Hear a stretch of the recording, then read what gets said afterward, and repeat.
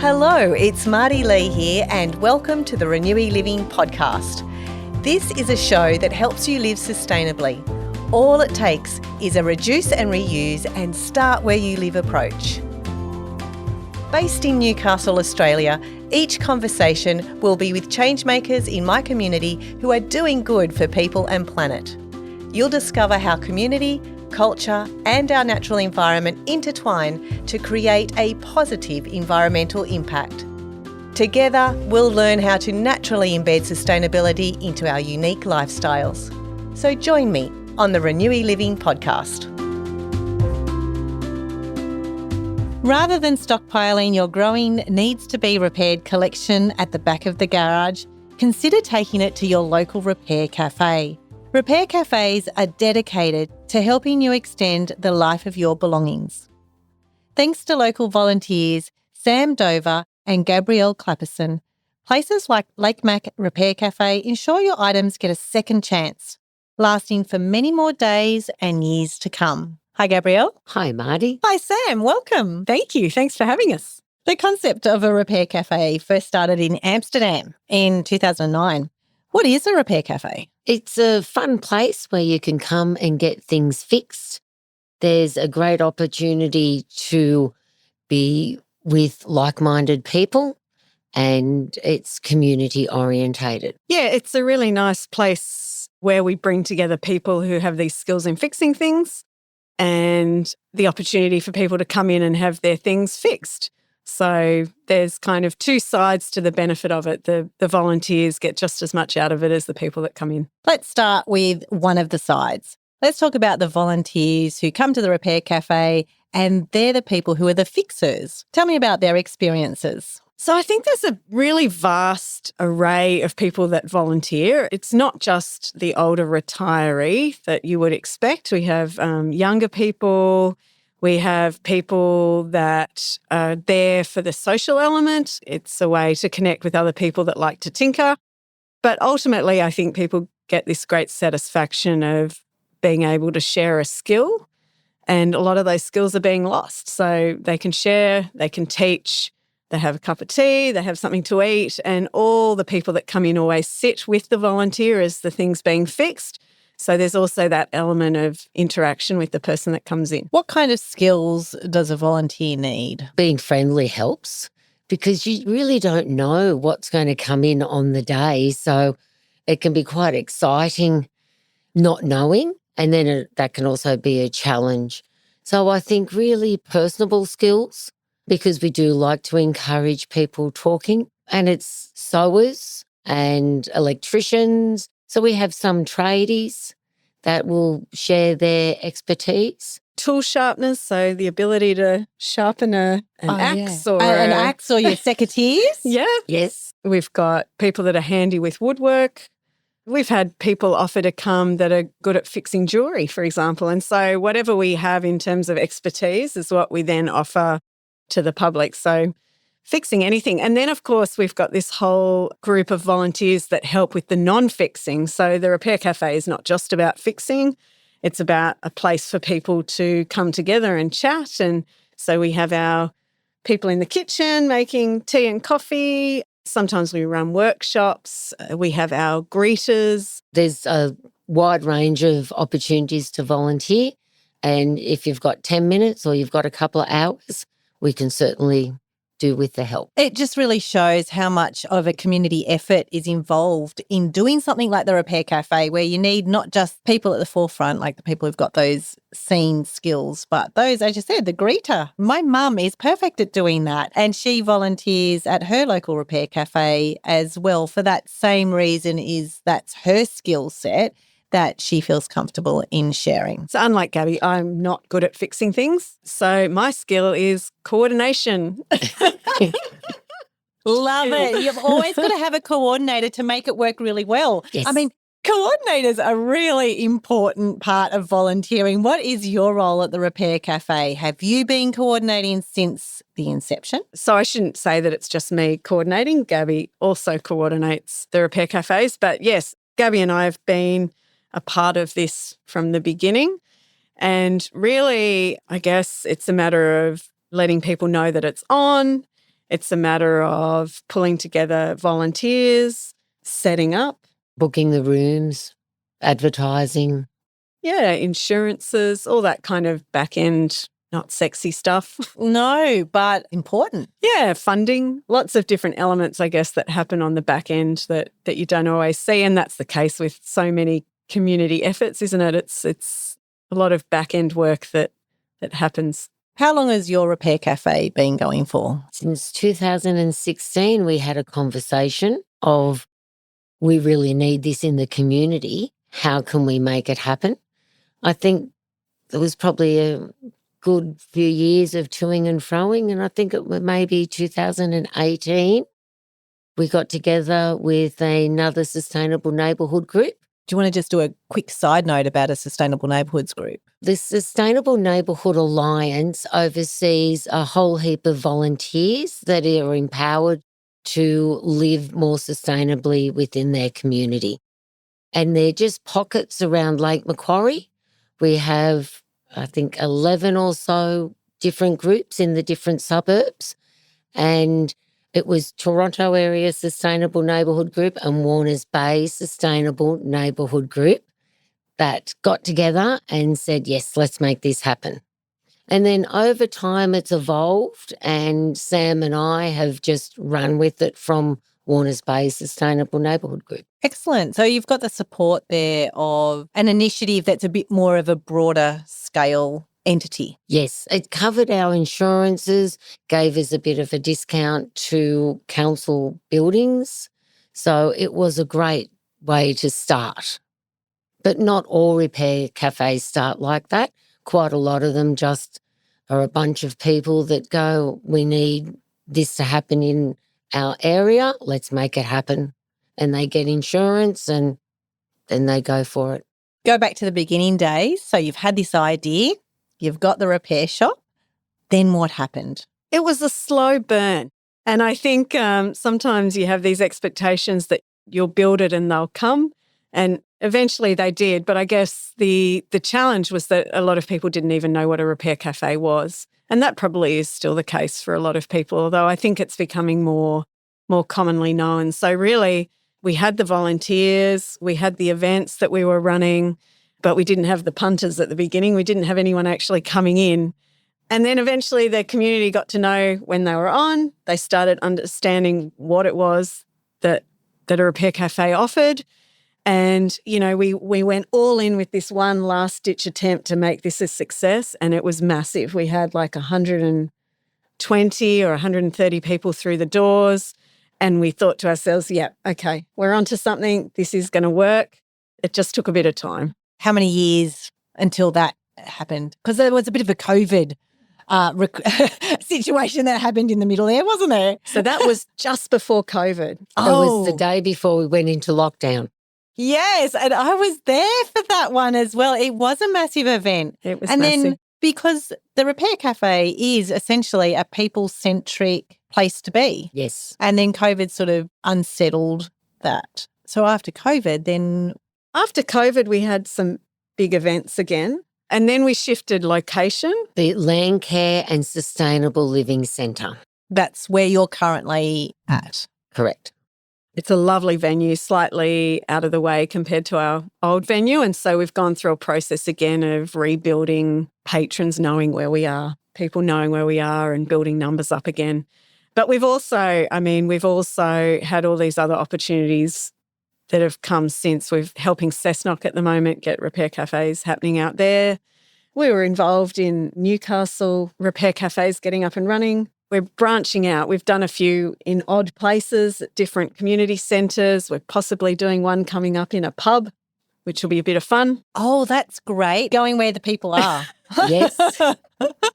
So it's morphing and it's kind of taking on new lives. Oh, that's so important because you often hear about initiatives that start in one particular place, and it's what you've just talked about is showing how much of a greater impact that you have in the community. You've got this small impact about, yes, you are repairing people's goods when they bring it in, but now you're having that filter flow-on effect by impacting other communities and for other communities to see your repair cafe as a bit of an exemplar.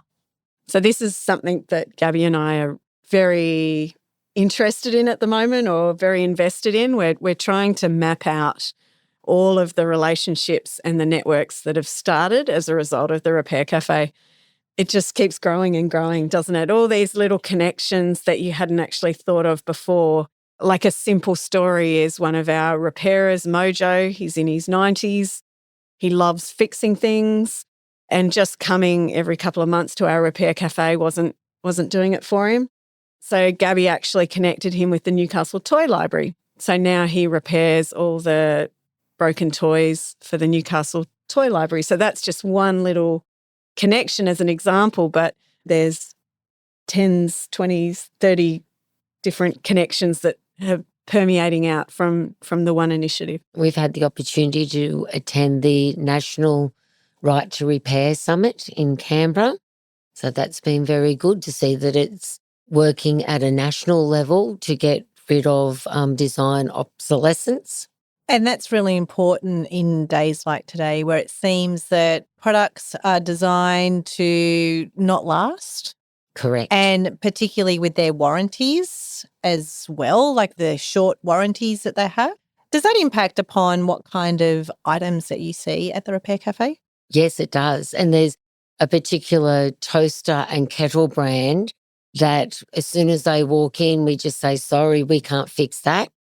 And they say, well, we've actually spoken to the manufacturer, and they say that they're just going to replace it because this particular company manufactures ovens, and they have only done small appliances because the demand has been there by the customer. But those small appliances in the kettle and toaster don't last, and they will not be repaired.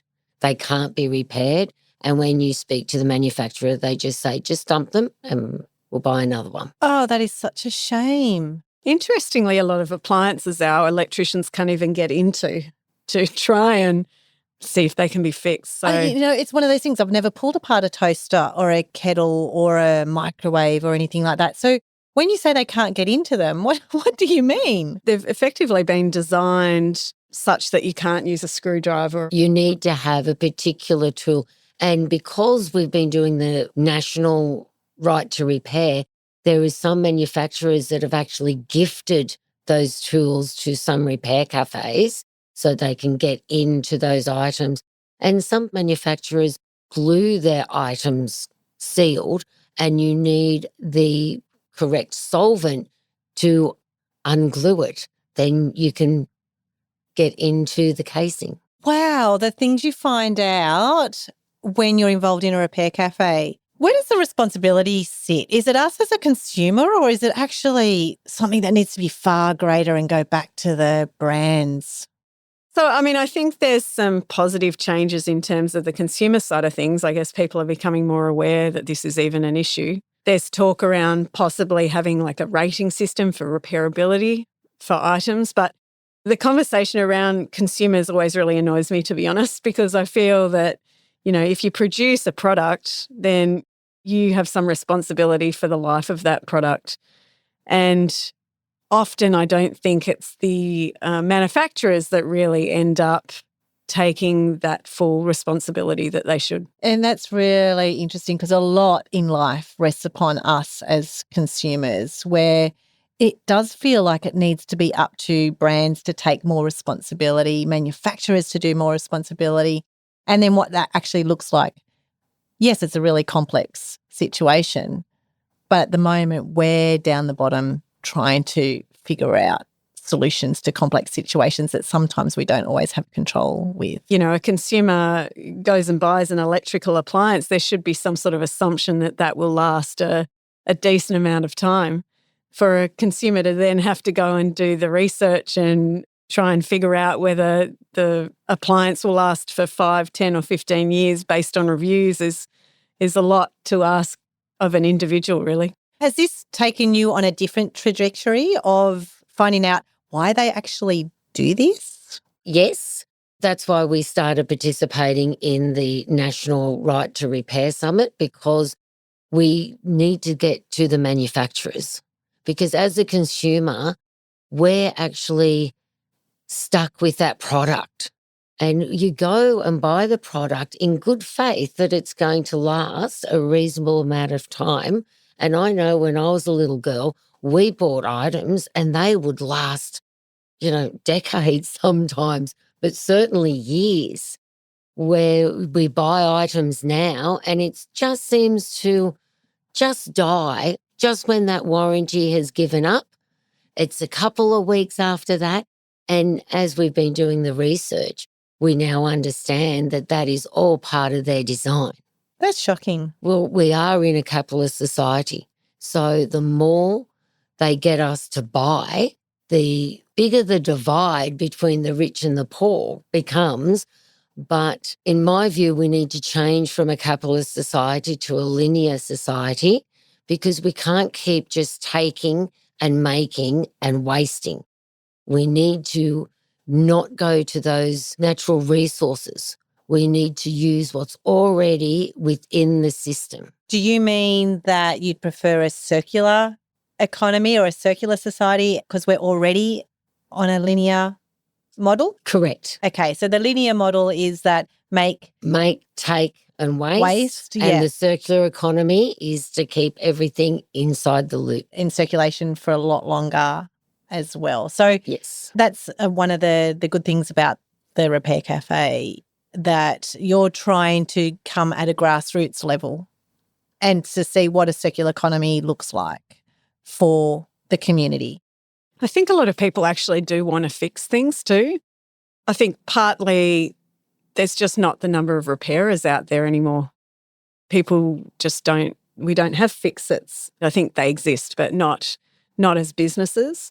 And the second thing is that people will ring a repairer if they can find one, and even to find out if it can be repaired costs more money than perhaps you can replace the items for. So I guess the Repair Cafe fills the gap, in the community, being able to fix things. It's for free or by donation for those that actually do want to keep things alive but literally can't find someone to fix it for them. It is a really interesting thing because I've had a few items that I've wanted to get fixed. So such as shoe soles or, the heels on the shoe where the plastic disintegrates or the leather sole disintegrates. And trying to find a shoe repairer in your local area can be a bit of a challenge. Depends on where you're living. Or even clocks, watches, all those more experienced furniture repairers as well.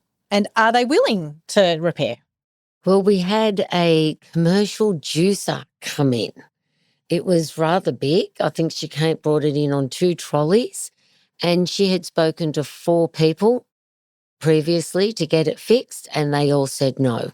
And 40 minutes later, it was fixed. Oh, what magic. Yes. Yeah, I feel like sometimes we've talked about having a bell or something. Something gets fixed. Ding, ding, ding, It's a big applause. I would totally join you on that one. Wow, and it only took 40 minutes and you were the 5th person as like an entity for them to come across and to get it done. I think a couple of them just said it's too hard. I believe one person didn't even look at it and said it was too old, just scrap it. And she said, this is my last chance. And I do believe that she was going to start a business with that. See, I've got a similar story where I had a blender that I picked up from the side of the road as bulk waste. It still had its cords on it, which is quite surprising when you pick up something from the side of the road.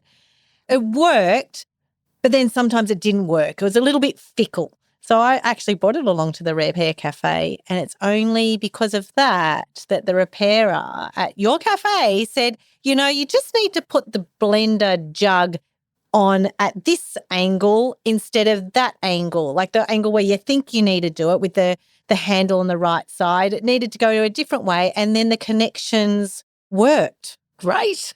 It was fantastic. That would have been a great quick fix for them. They would have loved that. And it was a quick fix for me, and it means that my blender is still sitting on my kitchen bench. Excellent. That's the name of the game, is to keep it out of landfill. What are the common things that you see coming into your Repair Cafe? Toasters, Clothes. Toasters. We get a lot of clothes. Yeah, and that's an interesting one, isn't it? Because often they aren't complex repairs, but that is a skill that is being lost, the ability to darn or to mend. People love to try and keep their gardening tools operating rather than getting rid of them. So when we have the tool repairer, that's always popular. Small furniture items, just you've got that wobbly leg on the chair or that coffee table that's just getting a little bit loose. What about the oddest thing that has come into the repair cafe? Well, I thought the juicer was pretty odd. Yeah, commercial juicer. Yes. I mean, I can't imagine how big that is. It was pretty big. And heavy. Yeah. Yes. Yeah. I think the 70-year-old Mickey Mouse from Disneyland. Oh, a bit of a heirloom. Oh, that was just beautiful. And when he came in and everyone's also gentle and all the fur had perished and he'd ripped at the back and we just put a patch on him and kept it as original as possible. By the time he left, nothing was falling out. Oh. So, and his mum was really, really happy. Oh, that's really lovely to hear. Like those kind of special treasured pieces can still be. I actually tend to kept remember more as well. the reaction or the story than the item. So it could even just be a pair of jeans or pants that someone just absolutely loves and the sewing crew have managed to patch them up and keep them going for another 12 months. Or even just, I remember one woman recently where we fixed her vacuum cleaner and she was just so thrilled Yes. that it was still going. So not necessarily odd items, but just the response of people is quite fun. I've got something that I need to repair. You bring it into your repair cafe. What happens on the day? Before the person even comes, we've been there for a few hours, we've set up, we've got tea and coffee and cakes that have been lovingly made for people to enjoy. And once the people start arriving, usually it's Gab or myself at the front desk to welcome them and to see what item they have. And we kind of make a quick assessment as to whether we can do something with it or we have the expertise there that day. We always weigh everything that comes in, which people find fascinating, but we're trying to keep a track of how much we're diverting from landfill. And those stats become really important for us when we try to get funding or when we try to get support from places like council. It's a great little measure for us to see what actual physical impact we're having in terms of landfill. And then we take the person over to the repairer that would suit. If it's an electrical item, we'll take them over to our electrician. They sit down with the electrician and explain the problem and actually get to see the repairer fixing the item in front of them. And hopefully we fix it. Sometimes we give advice. Pretty small percentage we don't fix. It's been very successful. Yeah. What happens to those ones that you don't fix? Sometimes we give advice. If we can't, sometimes they need a part and they might go off and get the part and come back at the next repair cafe. If it does need to be disposed of, we give them advice about how to do that in the best possible way. Unfortunately, we don't have the facilities there to deal with electronic waste, but we do try to make sure it's disposed of in the best recyclable way. And give them ideas on how to repurpose it into something else. That lady brought in that blender, and because it was her grandmother's blender, it was a very old blender, she stuck it in the garden and put a plant in it. That's a great idea. I've seen other ideas where like a mix master Yes. and someone who is very, very clever and creative has turned that into a light and using the mixing bowls as the light shade. Excellent. As in situ. It's great to think about how we can rethink about that instead of putting it straight into landfill. Yes. One of the most lovely things at the Repair Cafe that I love seeing, that's not something that I would have thought of in terms of when we first started this, is just people sitting together and having a cup of tea and talking.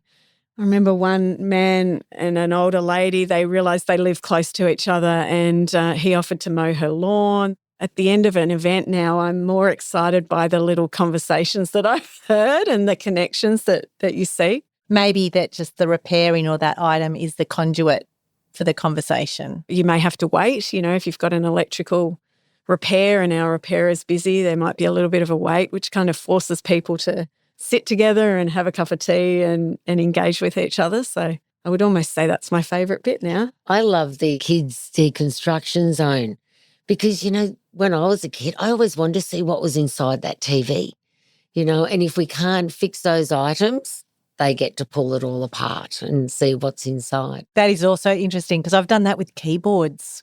There's not Yes. much to a keyboard No. once you pull it apart. Yeah. Don't ask me how to put it back together again. I can't do that.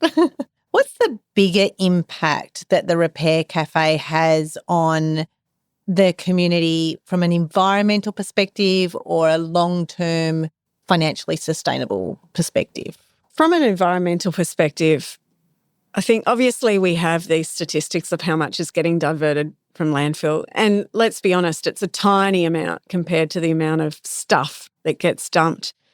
So we really see this as a way to showcase the idea that repairing is possible, to put that out into the world, to have these conversations around design obsolescence. It's a ripple rather than the direct necessary impacts of what we save on the day. If you change individuals' attitudes, so I look at the community as all those little homes, and if we can fix up this house and change the way that they use their items and how much that goes into landfill, I think that ends up being such a powerful impact on the wider community.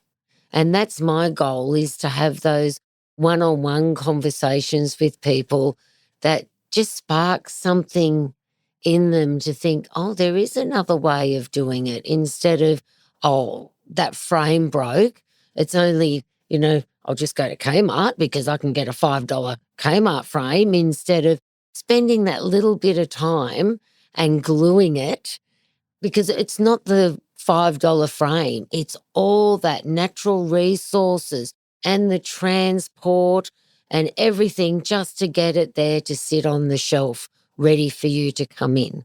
So if we can have a look at the items that we're already using and keep them in circulation as much as possible, I think that is the main aim of the Repair Cafe. You've been really successful with the Repair Cafe so far in the last few years. So looking forward, where do you see the success for the Repair Cafe? We've got lots of ideas of different things that we can expand on. Will I mention a few of them? I mean, I guess our grander vision is that we have a permanent fixed place, and from that things start to really grow. So, a fixed place where you could have things repaired, where you can learn some of these skills. Look, we'd love to have a share shop. We'd love to have all sorts of things attached to it, because all of these things are connected. It's far easier for our repairers to fix things too when they have all their stuff there. It's a bit of a guessing game when they rock up and don't know what's happening. That would be ideal, to have all your buddies in the same spot, like a share shop. Because I think the Men's Shed, the Repair Cafe, share shop, those kind of community grassroots initiatives all go really well together. Yes. So I guess the limitation is time, really. Time of volunteers that are all, have jobs and other things going on. But it's been growing organically up until now. And interestingly, it's been growing in different ways. Repair at Lake Mac will be running fabric destashes. So there's another way of keeping materials into circulation, keep reusing rather than throwing it out. So all these little things that are kind of morphing off what we started. Who knows where it'll go, really. It's very exciting. Thank you, Sam. Thank you, Gabrielle, for your time today in sharing all the information you have about the Repair Cafe. Thank you, Marty. Thanks, it's been Marty. great. Thank you to Awesome Newcastle for their support. Thank you so much for tuning in to the ReNewy Living podcast. This podcast was recorded on Awabakal country. I wish to acknowledge the traditional owners of the land and waters in the Newcastle and Lake Macquarie region of New South Wales. I hope you're feeling more confident about doing better for our people and planet by taking a start where you live approach to living sustainably. If this episode has spurred you into action, please feel free to follow and share it with your friends. It would mean the world to me. Head over to my website, renewyliving.com.au, for the show notes and blog posts from this episode. And you can also sign up to my regular emails. I look forward to sharing more stories with you next time.